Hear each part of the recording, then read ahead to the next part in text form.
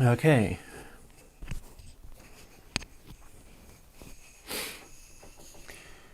We are up and running.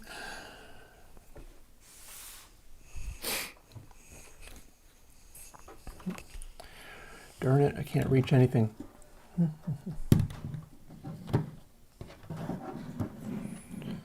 You can sit there. Hi, I am Chris from Airwindows, starting my live stream. This is going to be a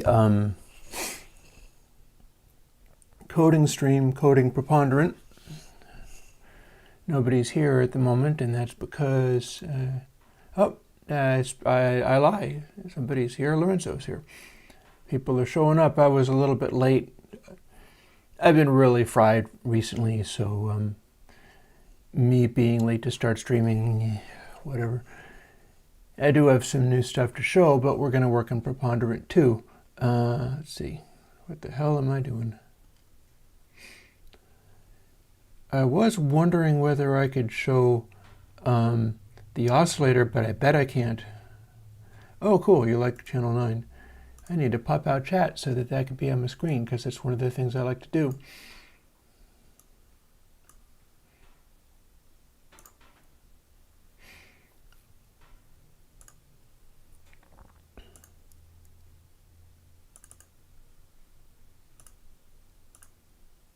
There you are. Alrighty. So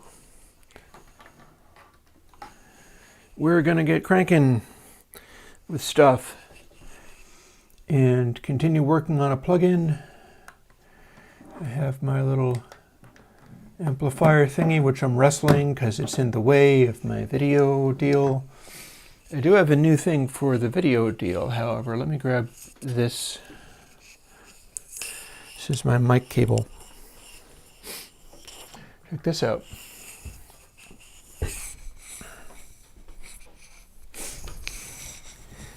I am trying to get ready here. Let me move this around a little bit. I'm trying to get ready to do the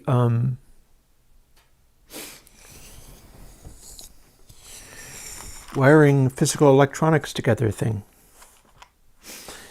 This is just about 1,000 of these, which I don't have a lens on that'll let you see them, so that's not well thought out. But we're working on all of this stuff. By the time it actually goes live, it'll be ready. Right now you're seeing it be super not ready. These are pin headers. It's single inline pair pin headers. If I knew what button on the camera autofocus did, I'd be able to try to make this focus on this, but I can't right now. We're going to be making little synthesizers and things where these are our jacks, because these are down to maybe a little over a cent per pin. So it's possible to make a bunch of also very microscopic sized things on sections of perf board, a lot like this, with chips and controls and things. And here's my little jar of some slightly smaller sizes of these pin jacks. And here, as I showed, is 500 N-channel MOSFETs. They're BS170. The reason they're BS170 is that there is a notable guitar stomp box that's designed to use these, a couple of resistors, maybe a capacitor or two, and a couple of diodes. And it is the ZVEX Super Hard-On pedal, which is a intense FET-based booster. And if you can build that, you can build all kinds of circuits in that way. And these are very cheap as far as transistors are concerned. So I got a big old pile of those. Here's a prototyping board. A fair amount of this is going to involve me moving this camera around so that I can point directly to what I'm working on and you can get a nice close-up. Don't have that working at the moment, but I'm not wiring stuff together at the moment either, so it's one of those things where we're going to just have to wait and see how that develops. I'm sure by the time I'm doing it, which is going to be in another day, this is still going to be a coding day, I'll have it up and running. But for now, let me get up from there. Let me step on my microphone cable. I'm lucky I can even carry it around with me. Otherwise, that would be terrible. I don't know whether I'm making loud thumping noises or anything like that. And let's... boop.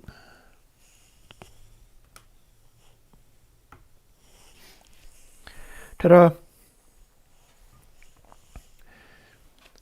So we were going to fool around with Preponderant a little bit more. I was thinking, I think that might be a good idea. You folks are talking about Channel 9, which I think is understandable. I mean, I spent a couple of hours trying to get the Faust-based, web browser-based thing with also a local runnable version working so that I could pipe it into my live stream and show you guys the oscillator that me and some of the Surge people did the other day. I couldn't, it didn't work.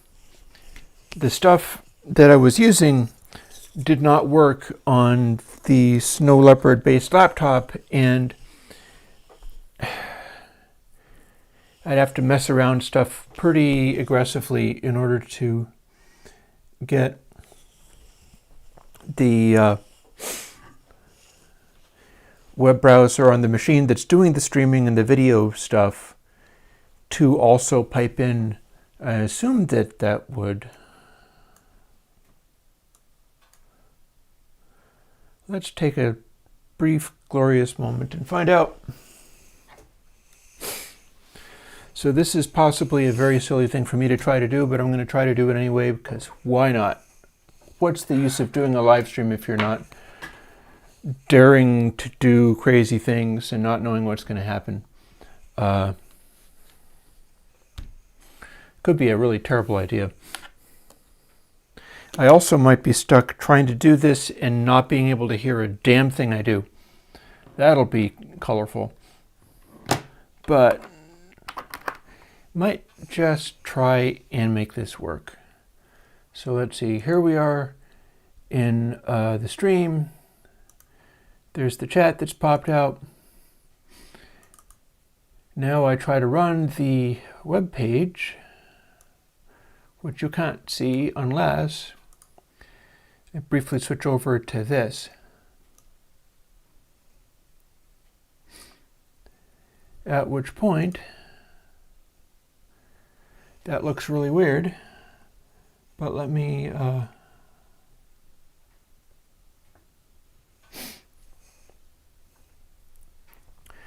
so this is the Faust IDE. And my concern here is I don't think I can make it audible. I'll get your chat back on the screen in a moment. I just thought I'd try to do this as this is the thing I was talking about.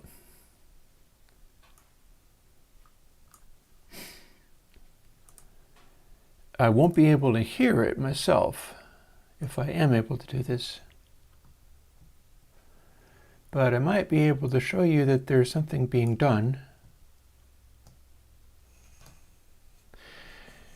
That's the sound of the oscillator that me and the other fellow designed when I went and visited the Surge thing. So what I might be able to do is I might be able to patch things, well, let's find out. This might be a horrible burst of feedback. Hold your ears.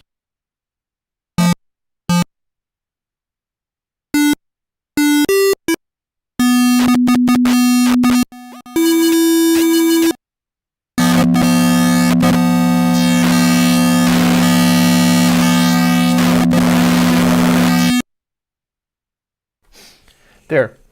I couldn't hear any of that, but that is the oscillator that we did the other day.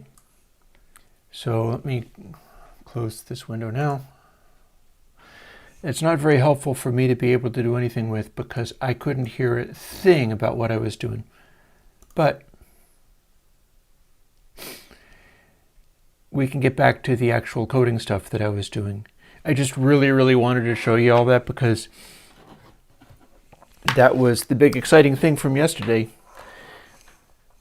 And yeah, what happened was, for those who remember the noise I just made,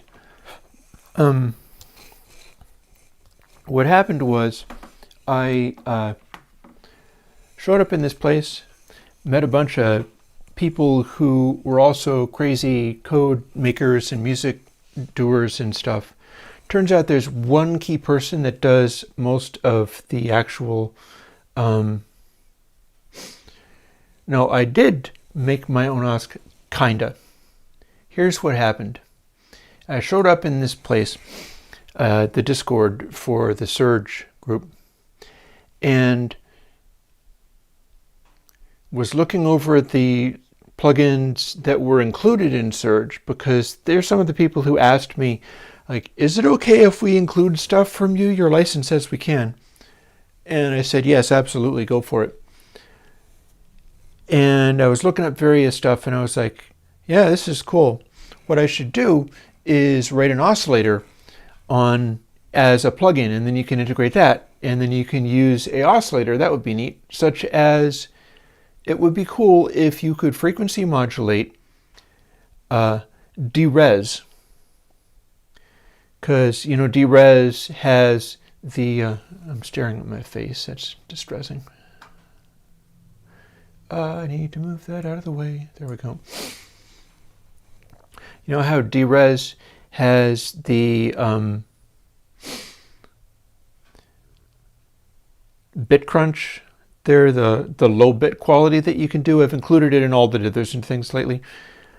And you can adjust it to ramp up the amount of bit crush that you get. But it's not a fixed integer number. It is a non-integer bit crush, meaning you can sort of scale it up and you continue to have new quantization points coming in or going out.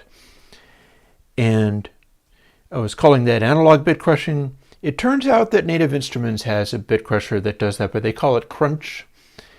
And they're not really highlighting that, but it does effectively do the same thing. So cool on them. So I was like, you should be able to frequency modulate that at audio rates, because that would make it much more interesting. After all, if you do it in a plugin, you can't possibly update it fast enough to have usable results at audio frequencies, because you can only update it once per buffer. So it needs to be built into an oscillator. You would be basically doing that and on a sample by sample basis. So this other fellow hanging out there, I think a French coder, whose name I'm trying to remember. I think it's the name of some software project or other. Was like, oh, like this, and he fired up this thing called Faust, which I just showed you. Faust is a sort of programming language for doing audio code. And what he had done was he quickly coded up a sort of couple of test tones. And he coded up a test tone and then another test tone modulating my algorithm for... Actually, it was a combination with my algorithm, I think, and one of his. But this bit crush algorithm, where you define in a non-integer way how many bits you were running, and then it would generate that. And so within like 45 seconds, boom, he had this thing. And I went, whoa, okay. And I fooled with it a little bit. I'm like, that's neat.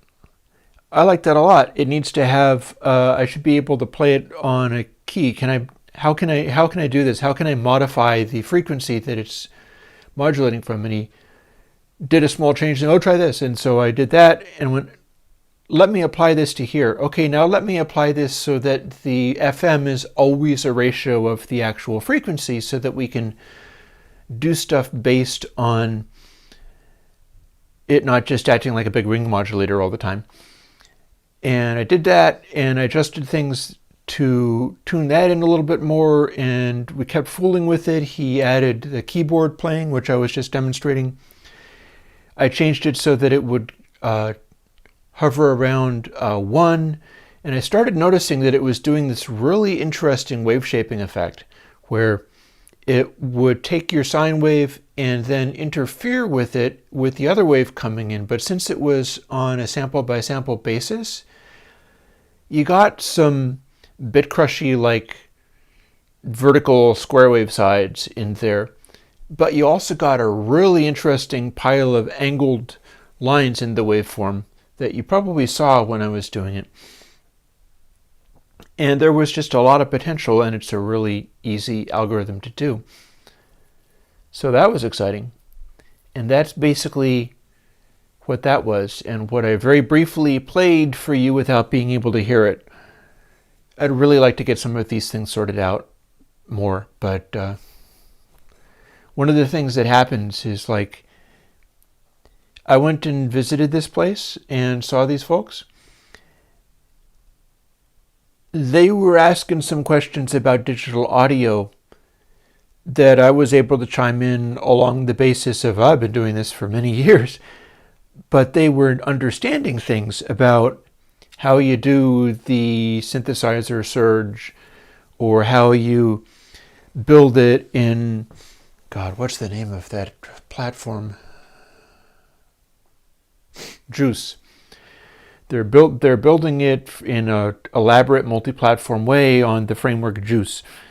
And I had joined Juice's forum, and I was looking around seeing whether there were any coders who I could maybe hire at some point when I'm in a position to do that. And because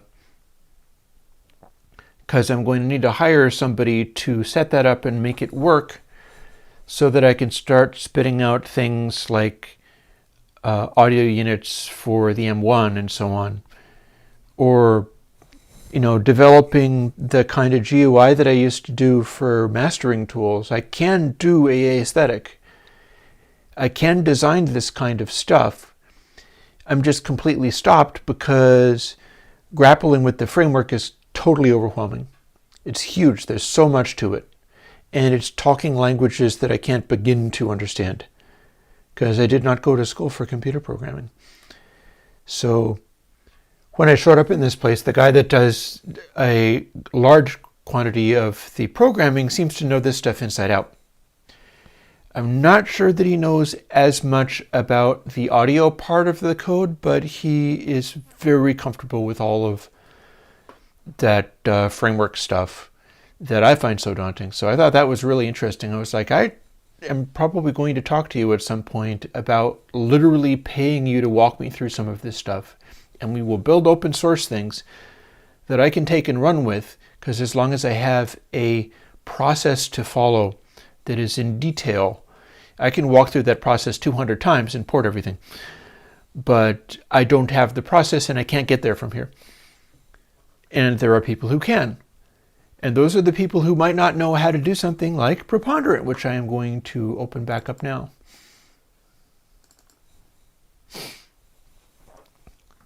Here we are.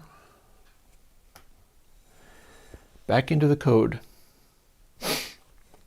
But yeah, Endog, the fascinating thing about visiting the Surge crew is I did make my own OSC. I don't think anybody else had a FM, the bit crush amount oscillator. And the reason I say that is the same reason that I don't think anybody had console before I had it. It's one of those dumb, simple ideas that you have to kind of get the idea of to do that. Once you try to do that, the potential is enormous. But until you try to do that, you sort of sit there going like, well, that would be simple, but why would you do that? And I always love those questions, because often the answer is because it's amazing. I mean, some of that stuff I was doing with the pitch wheel stuff, which is mapped to, I think I had that mapped to the FM frequency. Hey, big guy.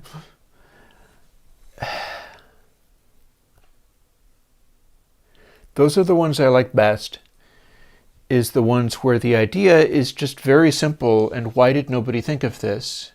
And you think of it, or you suggest it and then somebody else has coded it in 45 seconds, like, oh, hey, I MIT licensed it just for you. It's a fair question, like, well, who really wrote that? Would you have sat down and written that code if I hadn't said, this should happen? But if I sat down in front of Faust and went, this should happen, it could take me maybe half an hour, because I've never used Faust before. The neat thing is when stuff just falls into place and something useful comes out. And that's kind of the case with this oscillator. I went afterwards, and it's funny to me how I suddenly talk all Germanic. I went afterwards to the forum, and I went and looked at actual surge. I ran it this morning in Logic. For a variety of reasons. One, I'd like to walk people through fooling with it, seeing as it uses some of my stuff. And I did tell them I should try to think in terms of plugins that would be good in this, like plugins that are specifically useful for use in a synthesizer. Because I bet I can come up with stuff that would be specifically useful in a synthesizer. But when I fooled with it, I wasn't getting that much out of it. I went through the usual infinitely large list of presets. I wasn't terribly inspired by the presets. I wasn't terribly inspired by the things it was doing, because remember, my ears are calibrated on like my modular synth, filters and things by the likes of Blue Lantern, who makes really crazy analog stuff based on old Polivox filters and such, and is attentive to details like that. My sense of what a square wave should sound like is tailored off of my chord organs, which are running at up to a gigahertz sampling rate. My sense of when somebody says, oh, ladder filter, is literal Moog hardware, of which I've managed to get some. So some of the time when I'm doing things like, Moog filter, I'm using the sub-fatty because I got a sub-fatty. I'm running it into, I'm running its MIDI out into some Mother 32s and running their output back into the external input of the sub-fatty, giving me an additional oscillator that doesn't have to track exactly the same as the ones in the sub-fatty. I can have an oscillator with different portamento. I can have a whole set of different LFOs and things, or just do really sick, weird, crazy things that way. And it's all analog. And if I run something like Surge or any soft synth, generally I find I don't really get there. And this is not the fault of the soft synth. This is not the fault of the folks developing in Surge. The problem is doing these things in the computer is a really tall order. And people don't necessarily get it. Like, I was trying to run that Faust stuff in on my desktop in hopes I'd be able to run the same thing I showed you, but not in the browser. And I downloaded the Faust's IDE thing, and I ran it, and it immediately killed my audio. Not because it really killed my audio, but because, to the best of my understanding, the downloadable version of the Faust IDE, unlike the one in the web browser, tries to force your audio interface to run at 48K. And when I run at 96K. So it immediately, because the thing is, it's not just a matter of telling the audio interface to be running at 48K. It told the audio interface to run at 48K without asking it. And that audio interface is clocked off of the DAC that my voice is going into right now, or the ADC that my voice is going in right now. That audio interface is clocked off of a Lavry that is hard set at 96K. So it basically told the interface to break its own clocking, at which point all sound went dead. And I had to reset it, and I ran the Faust standalone program again, and it did it again. And I was not able to make it behave, and I just threw it out. I was like, this is not ready for prime time, this standalone Faust thing. Turns out I was able to show you guys something by running it in the browser, which is totally something you can do. Not only that, I bet you I can link you to... Actually, no, I don't think I can. Tell you what. I will link you not to the actual... Oh dear, this is a mess. Excuse me. You can't see what I'm doing. The Faust IDE interface, what it does is... Oh dear, this is a mess. Come on, you. It has this thing where it says, here's the link, and auto run equals 1, voices equals 4, name equals untitled, etc. And inline equals literally the entire code for the synthesizer that I showed you in like base 64 or something like that. So I pasted it into the browser. It's actually probably running right now, or if it's not, that's good, because I didn't really want it to be. And now I have to hit the left arrow key to scroll all the way back to the beginning of this enormously long URL in order to copy it, in order to paste it into chat so you can see what I was using. This might take a while, so bear with me. I'm sitting here, I'm clicking. That, or could I... No, apparently. Oh, no, I got it. Or maybe I got it. Do I got it? Haha.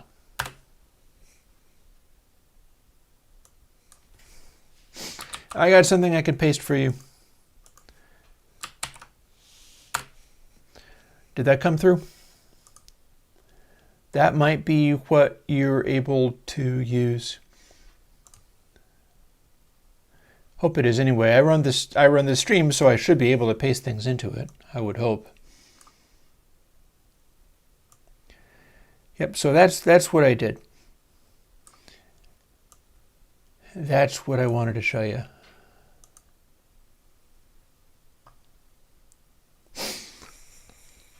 I'm programming on a MacBook Pro running OS X Snow Leopard 10.6.8.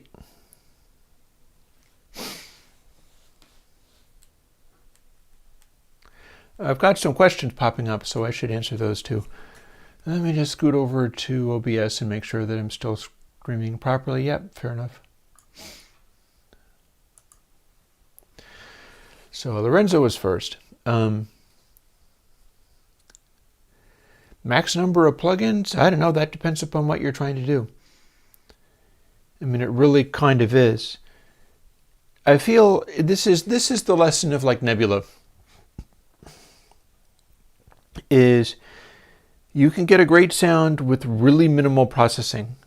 Like I was showing you FETs, I was showing you MOSFETs, field effect transistors, and I know of preamplifier designers in the high-end audio industry that design everything using like one transistor and some support stuff and crafting it exactly right to get the ideal sound through the minimum of anything going on.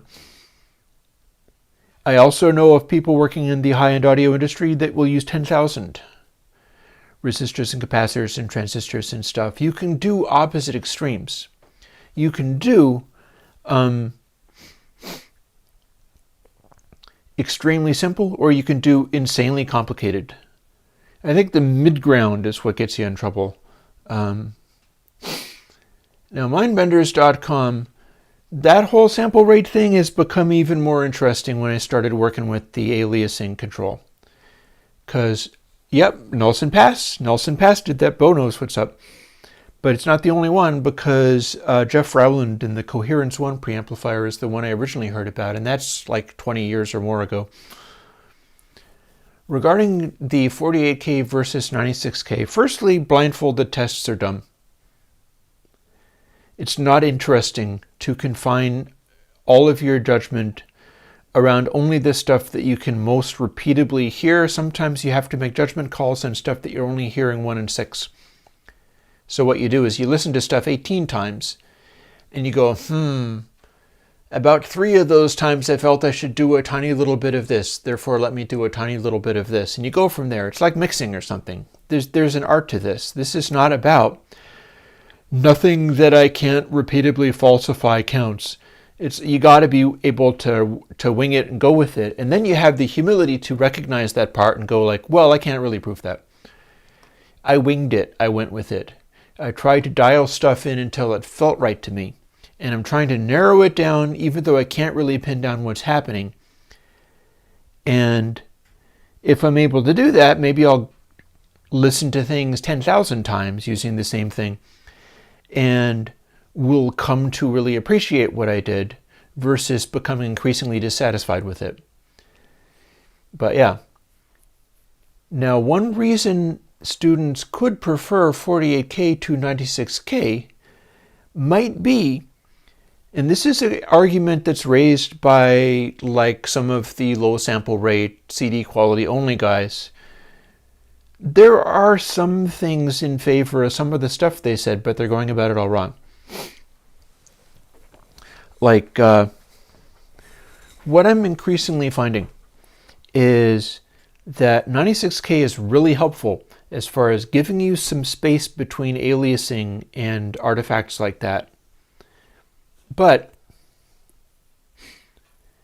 raw 96K and doing stuff that really truly does have that content up there, that also means you could have like a ring in your preamplifier or something. There's a high frequency whine somewhere. There's a fluorescent light somewhere causing interference. And it's causing there to be a artifact that's being faithfully recorded and kept at, let's say 40K. And when you pipe that through your playback stuff, it can produce intermodulation distortion. It can produce a variety of unpleasant things that people are actually, making a objection to. Meaning that you should be running something like 96K and then habitually filtering stuff out that's not useful, especially if you're adding boosts or saturations or things like that. And that's what I started running with when I went on this like reducing aliasing kick. And I found that to be the most useful path. But that means that I am pushing for roughly around 20K bandwidth using 96K as a sampling rate. I am pushing for slower roll-offs rather than attempts to do brick wall filters for everything. I mean, you're still going to have a brick wall filter on the 96K, although technically you wouldn't have to. If you're running something high like 96 or 192K, you wouldn't need to necessarily run a reconstruction filter because the stuff that's audible isn't going to get anywhere near the real sampling rate. The reconstruction filter is for being able to accurately do stuff right up to the sampling rate, like a brick wall filter would allow you to do. And if you're running at 96K, you don't need to. You really don't need to. So, those are some reasons why somebody might legitimately prefer hearing what they're hearing at a 48K recording over what they're legitimately hearing at a 96K recording that is poorly constructed. For instance, another example, if they were working on 44.1K and they made the 96K file by upsampling it,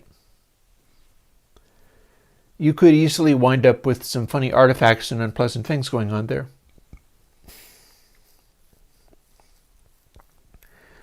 So my feeling, and it's funny, folks mentioned how they like Channel 9. The thing about Channel 9 that is special is that the new models really trap in the bandwidth even more. And I think that's one of the reasons why electronic music sounds good on these little tiny mixers that are tiny, cheap mixers. Those things weren't built to be Neebs, not even slightly. Like the capacitors and stuff they use in the signal path are purchased for cost points. And that has a strong effect. What I was hearing when I was listening to it is like, oh, I know these synthesized sounds have extraordinary extension, and yet piped through this little mixer, first of all, it's noisy as hell, and I don't do that. But I do noise plugins, but you don't have to use them. But it's also really controlling some of the extreme sounds and shaping it, kind of directing it. So the material, the supersonic and also subsonic material often gets just filtered out in real world, like analog gear, and some of the more preferable gear filters the most. So let me fool with something here. I think I have my audio turned on. Let's find out.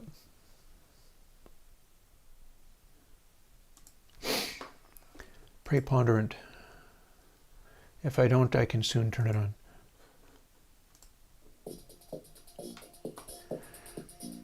So we were trying to figure out what we're doing with this. It's starting to get into shape. I did a bunch of adjustments that got it closer to what I needed. I wonder what quickness meant. I guess I can look that up, can't I?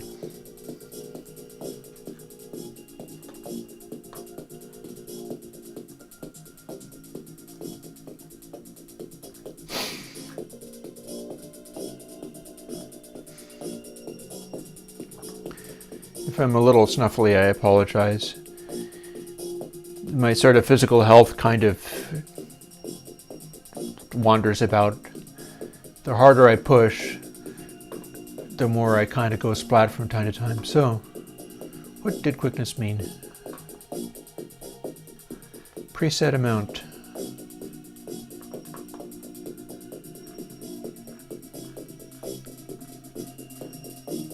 It's just what I was doing the previous week, so we'll find out, won't we?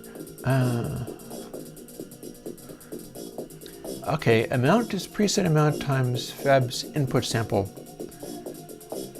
Therefore, whatever this is doing, we get more of it when there's actual audio happening. Okay, so now I know. Quickness was chasing the relative volumes of these things, and I was struggling with having them misbehave a lot.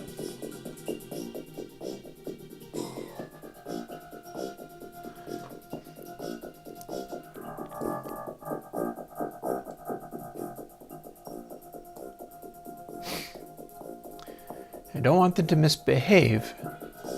There's a couple of ideas I have as far as stuff I could do. Oh, we just killed it. It went completely dead. We probably don't want that.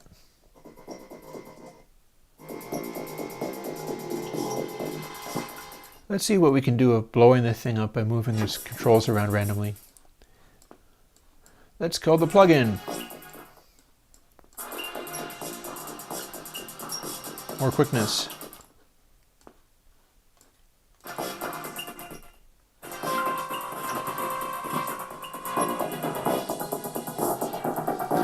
Now what quickness is doing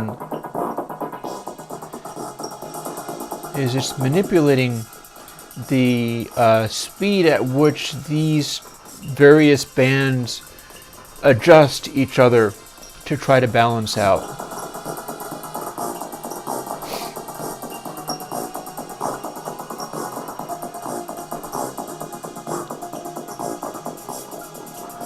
And if it's at 0, nothing happens at all.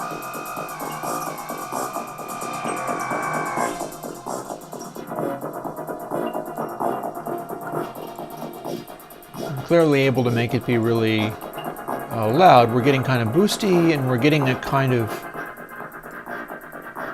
strange effect going on here.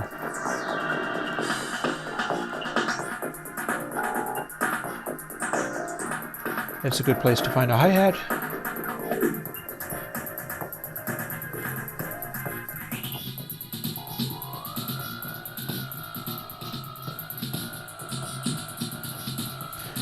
I was thinking maybe I wanted to make it so that the high frequency band was a little wider. The low frequency band tended to be more tightly tuned. Just when we make it narrower, I mean, if I have it narrow, I get these really resonant peaks in the highs.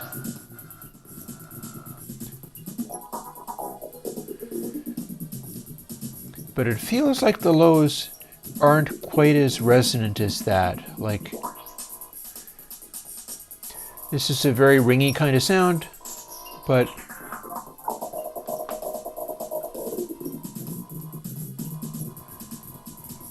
we get a bass note and it almost feels, yeah, that's kind of what I was thinking, Lorenzo, is I don't know if I would want to use a super narrow band in the highs for this. Note that I'm still fooling around with it. This is one of the things I was concerned about last week. See what I'm doing there? I think you can see that on the screen. If I hit bypass, it's going to stop being super distorted. And now we're doing this, and it's gradually creeping up. So my algorithm for having things balanced is not great. However, I think I might have an idea around something that would be causing that to happen. I think it has to do with the amplifying something and turning something else down. So let's quit out of this for a moment and see whether I can track that down. Remember we were doing this in here? And I'm not sure if I'm actually going to want to see, here's our bandwidth there.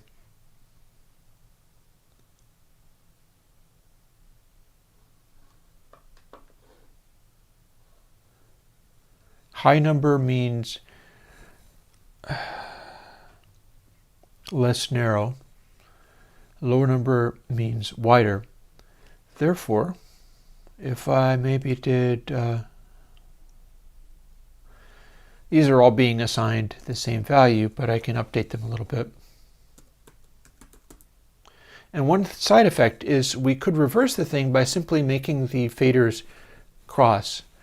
You could set them wrongly in order to straighten that out a little bit.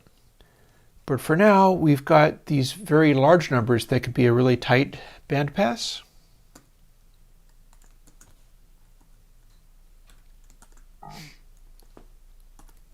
It's complaining because I'm doing it wrong. Times equals 2.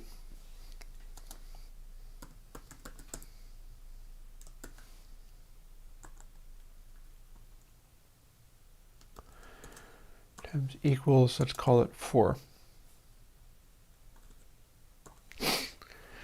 Now when it assigns that, it's going to assign the first one to the potentially narrowest one, but the mid-range is going to be, actually no, I've just done the opposite. I don't want to do that. Instead I want to do divide equals. Silly me. So what that's going to give me is a max of 8 on the bass and 4 on the mids and 2 on the highs, and they're all going to kind of track each other. I could ramp this up even more knowing that I'm going to be doing that.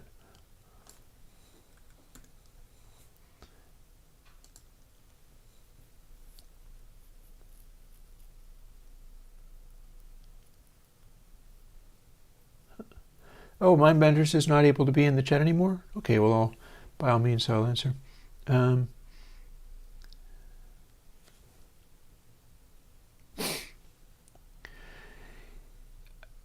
I think I've bought all of my guitars and basses used, and sometimes in parts.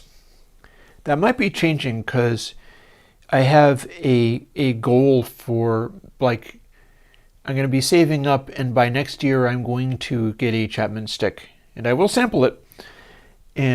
But I grew up on King Crimson and stuff, and I just decided, like, well, we live in the world of crazy with COVID, and I'm not even sure if I'm going to be alive next year, but if I am, I want a freaking Chapman stick, and I'm going to be like playing that kind of stuff. In fact, I want one with flat wound bass strings, which they don't make anymore. So I'm sort of looking to the process of getting that started, and it's going to take a while to get that stuff together.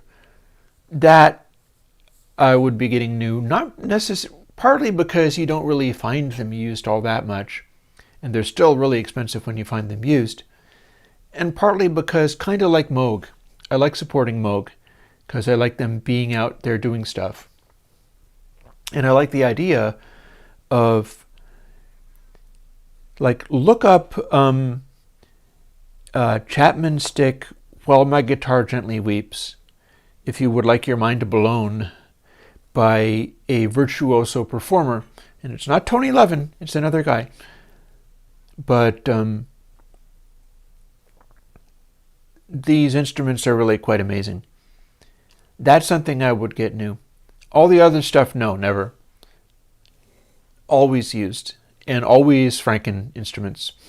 Like the Rickenbacker is in fact a real Rickenbacker, but it wasn't supposed to look like that. It wasn't one of the ones with two pickups. Originally it was one of the ones with one pickup, and somebody routed it out and put their own pickup in there, which kind of ruins the collector value of it, which of course I don't care about. The Gibson is a real Gibson, but it cost me $350 because it's a weird, thin, bizarre 1980s version that came with EMG pickups, and I forget what else, but it came with this sort of really ugly configuration, and it was thought of as just a sort of monster. It was a terrible mistake that Gibson made. And I thought it had possibilities, so I put real pickups in it, and I did a bunch of stuff to change it around, and I'm quite happy with it. But those are the kinds of guitars that I like. I am not likely ever to go in pursuit of, like, oh, the most wonderful flame top, the Les Paul Gold Top collectible edition than in its original case with the guy's original receipt. It's like, that's never going to be me. That's another reason why I'm trying to get people building their own electronic circuits, because I think you can do the same thing with synthesizers. I feel that it is very possible. It's one of the things I did. Here's my little note to myself for something else that I went and got. A company called SparkFun makes these little programmers that you can program AT-Tiny 85 chips, which is a tiny chip that looks like a single stage op amp. It's just the 8 little double inline pair connectors. But it's a tiny computer. And you can program it to do things like be an oscillator or who knows what else. You have a variety of basically 8-bit inputs. And AT-Tiny 85 is what the Bastel-Castel is built from. Bastel-Castel is almost nothing except for a couple of these AT-Tiny 85s and an assorted other things, and the same kind of pin jacks that I'm moving to use. So I'm basically running with the stuff that they started to do. And if you just buy AT-Tiny 85s rather than buy Bastel-Castel kits or built Bastel-Castels, rather than paying like $100 or so for them, the actual chip costs $1. $1. So I think people should have this stuff. And I think that's so hard that I am actively moving towards getting all of these things together at bulk prices. I'm buying them by the tens and hundreds and thousands so that I can just straight up give them away. And then I'll have other people building stuff with me, and that'll be exciting. And that's probably going to be sort of YouTube based. It's absolutely not on like patrons only based, because it's insane. Like, if anybody has money to support my Patreon, they have money to buy a dollar chip from Mouser, and I'll tell them exactly where to do it. But yeah, time is a concern, certainly. But if somebody can't actually support my Patreon because they're straight up broke, but there's stuff that they could do if they could, and they can get a soldering iron. Nothing would please me more than to be able to, like, I don't know, pay about $4 in shipping or whatever. I'm working on that as well. And send them a care package. Here is a box. It contains a bunch of this perf board. It contains a bunch of these little jacks that you can snip into relevant sizes, a little pile of AT-Tinies, maybe the programmer. And then that person could follow along on my YouTube when I'm doing the building electronics stuff, and they'd be able to do it too, and maybe share with me what they made. Seems good to me. So, yeah. Now, let's get back to Preponderant. Although, by all means, chatter in the chat if you want me to answer anything. And David, I've had Mooger Foogers too. I regret not having them anymore.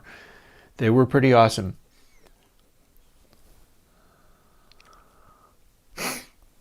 And that is the concern. It's like, if you're absolutely broke, you cannot build the 8K Eurorack. Maybe even, although I'm considering basing stuff off of, get yourself one of the really budget Eurorack cases. Like these little tiny ones that have a small amount of power supply in the Eurorack format, and just people are making stuff like that for really cheap now. If you're willing to accept a very small box, people are making stuff like that for really cheap now. And if you had that, you'd have plus 12 volts, I think minus 12 volts, plus 5 volts. That's useful. And I'd be able to show you how to take a simple cable, and in fact I have the relevant cable jacks and stuff, stick it onto one of these little pieces of perf board and connect the relevant parts to the pin headers, where you would then take your wires and hook up your circuitry, and it would be a lot like one of these, except permanent. You'd have the synthesizer built out of kind of stuff like this, and then what you'd do is just build your modules where you'd be plugging a wire in for the plus 12 volt power supply, you'd be plugging a wire in for this or that at the outputs, and etc., and so on and so forth. And then once you were finished doing that, you'd be all set. That would be it. It wouldn't be a matter of like, wire it to the power supply cable that adapts to Eurorack. No. You just get the power showing somewhere and start running wires. So that stuff is exciting. Let's get back into Preponderant. It is already 12:04. I was going to do 2 hours or so, and I can indeed do 2 hours or so. I might be able to get to the point where I'd be willing to run with it, and then quickly bust out a VST version, and you could have it next week. We'll see. So, preset amount was the chase speed. I think I was meaning to leave that the way it was. What I was going to do is track down why it was misbehaving, why it was not keeping a consistent volume level, and I had a theory behind this. Here's our filters. Here's our sanity checks that let things be very boosty. And here is the key part.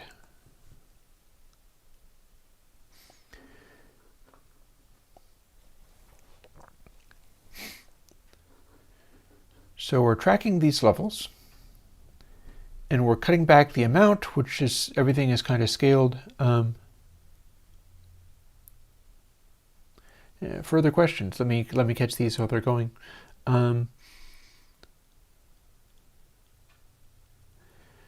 5-string on a short scale bass, it isn't a good idea. It depends. You ever heard of an Ashbury?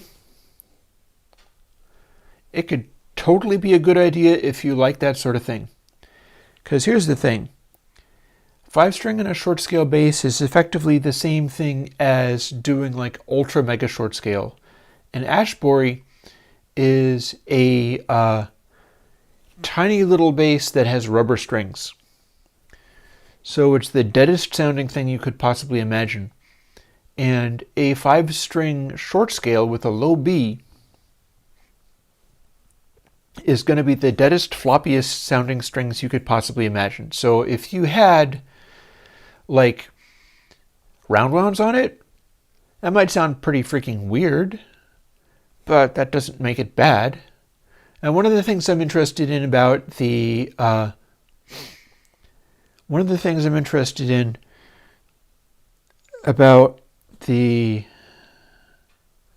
stick, Tony Levin, Chapman stick, is that that's actually a super long scale. That's the opposite of an extra short scale.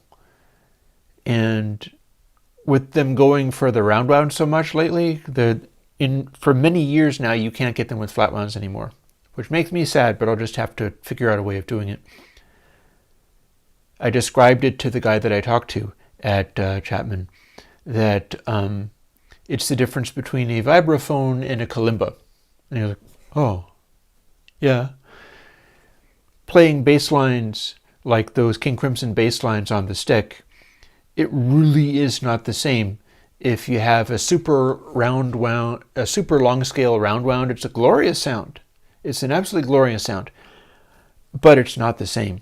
It's not the same as that sort of woody, muted thump, the donk of those low notes on a stick in the original sticks that came with flat wounds there. I also feel that the sliding around stuff that you can do would be much more fun on flat wounds. And that's the same kind of stuff you're going to be dealing with if you do put together a short scale 5-string somehow, which probably would be by just getting multiple short scale 4-string sets and combining them, because I don't think anybody's going to make one for you. It's possible, I suppose. But it's almost like you might as well make something like that out of like a set of bass strings and then some kind of weird guitar string or something. Oh, no, OBS is running on an entirely other machine. What you're looking at is the laptop I compile stuff with. It might have an OBS, but that might not relate to anything in the real world anymore. The actual Mac doing the video streaming is an entirely different one, because it kind of has to be. I actually have the predecessor to the video one sitting over there off, with Big Sur installed on it, because my idea with that was I'm going to need to build a machine kind of like the old laptop that you see here for compiling these modern versions of audio units and things. And that's a work in progress. I'm going to be keeping on updating it until I get somebody, possibly one of these people from the Surge, this other project, who can walk me through getting stuff up and running and working. Whatever I got to do in order to do that. And once I've got that, I take the network cable out, I shut off everything, and I tell its, like its Wi-Fi password. I tell it that the Wi-Fi that it uses, I give it the wrong password so it can't connect. Just sabotage everything having to do with network access, so that the machine cannot update itself or do weird things. And then that acts like the laptop that I've got here, except for that it's an entirely new generation of machines.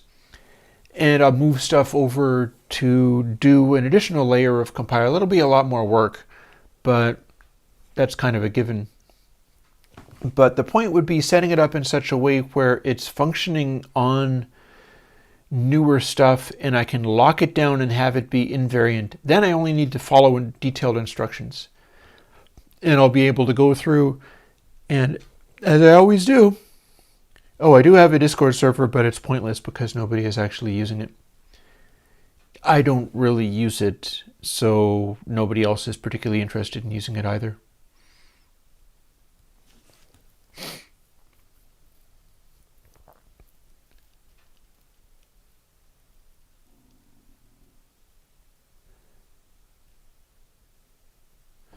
Stephen has a question in the middle. You could use infrasonic, I guess. Yeah, if it has this. That doesn't mean it's the best subsonic filter. I made it. It's patterned after what ultrasonic does. That doesn't mean it's the best one. There could be other stuff that would work even better. But you could certainly try using it in that situation. I just would make a point of explaining that it's not necessarily the best one.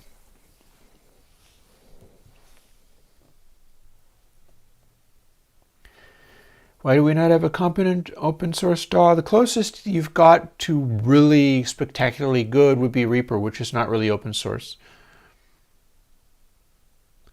To my understanding, it's not really open source. I'll tell you what's going on with that stuff, which is, firstly, define competent. If I got DAW code to work and started working on stuff like that in a way that I'd be able to expand it, and DAWs engage with the OS so much that I'm not likely ever to be the person to do that for anybody. I just don't see it. I don't see it. I have usefulness elsewhere. I'm not going to live long enough to master that stuff. But you can indeed look at Ardor. It would be dishonest for me to advertise the Discord server if I'm not there. I mean, it really would. I really can't spend time on social media a lot. And so I will not try to tell people, oh, use the Discord server that I do, because I'm not going to be there. So why would you? The deal with Ardor is the same thing as the Airwindows plugin library. It's the same thing as VCV Rack. It's the same thing as the Surge synthesizer. These open source projects are the product of one person, generally. You got other people pitching in, and you got the nature of open source, meaning that they have access to all manner of stuff to run with. And that's cool. But you're going to be tied to one person's vision, because the open source project, unless it's something like Blender. Blender is a whole other kettle of fish, but that's because it's an enormous, elaborate 3D modeling and rendering and video editing and 2D animating.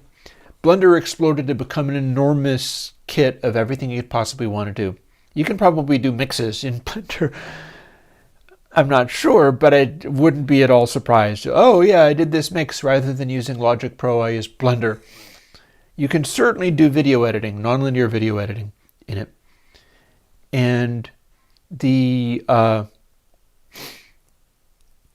Blender is large enough that there's a bunch of people in it, but that's because it gained critical mass and then really took off when they fixed the interface. And one of the things about the previous interface with Blender is that it stuck to a really arcane, impossible, not like anybody else's type of interface that was daunting as hell, because I tried to deal with it.